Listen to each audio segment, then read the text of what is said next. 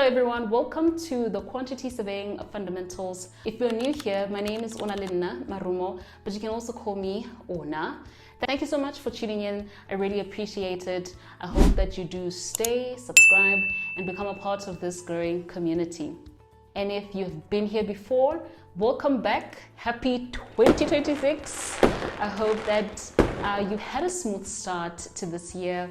And welcome back. Thank you so much for tuning in. I really do appreciate it. One of the reasons I'm actually recording this video is because I received a message recently on LinkedIn from someone who just came across the channel, and it reminded me of why I actually started this channel in the first place, right? To help share knowledge and make quantity surveying a bit easier to understand. And so this year I want to be more intentional with the content that I create. I'll still be doing tutorials because that's what is core to this channel, but I also want to start having real conversations about the industry, especially for those of you who are still studying and trying to figure things out. But for today, just as a warm-up exercise, we're going to keep things simple and practical. And so in today's video, I'm going to show you how to set up a bill of quantities manually using Excel. Let's get into it. Okay, so I've opened a new sheet, and the first thing I'd like to do is set up the basic structure of the bill of quantities.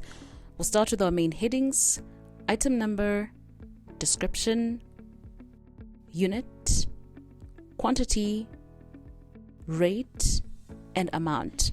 These are your core columns, and you'll find them in almost every bill of quantities. Next, I'm going to switch the view so that we can see how this will be laid out across pages. So I'll go to view and then change this from normal to page break preview. At the top here, I'm just going to add a few basic details. Section number 1 under building works, and then bill number 1. These are standard details that you typically include in a bill of quantities, and please do remember this is just an example.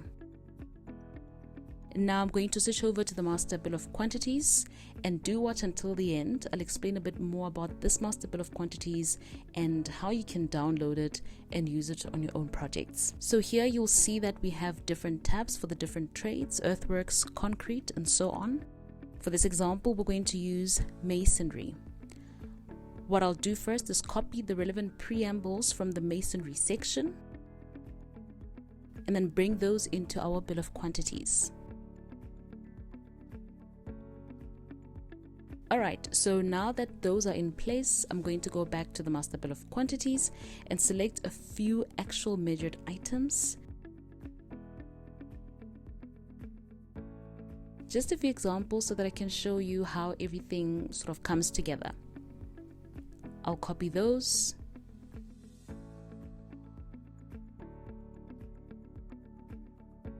and paste them into the BOQ. At the end of each page, I'm going to add carried to collection, and this is just to show that the total from that page will be carried forward. Now you can already see how everything starts coming together, right? We have our structure, our preambles, and now our items are sitting in the correct format. Next, I'm going to quickly check how this looks when printed. Now, one thing you'll notice is that on some pages the headings are missing, so the item number, description, and amount column are not repeating on every page. Now, to fix that, I'll go back to the bill of quantities, copy the heading row from the first page, and then paste it onto the other pages where it's missing. Once that's done, I'll go back into print again, and now you can see that each page is properly structured and consistent, except for the last page, because that's where we get the total for that trade. Now the last step is to finish off the bill, and this is where you would start adding your rates, calculating your amounts, and then totaling everything. From there, you'd carry the totals through to the summary for that trade. And that's essentially the full process from setting up your BOQ, bringing in items from the Master Bill of Quantities, all the way through to preparing it for pricing.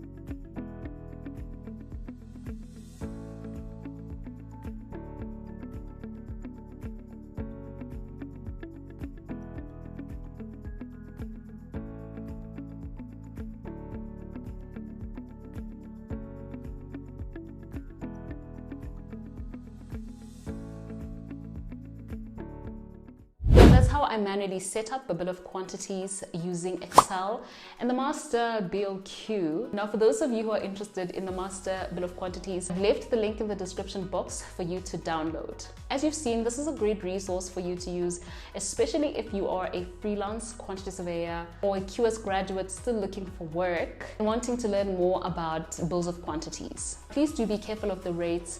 As you would have seen, these are 2024 rates and not 2026 rates. So obviously there is a bit of escalation that one would need to consider. Try it out for your own projects and let me know in the comments below if you found this helpful. Thank you again for watching. I'll see you guys in the next video.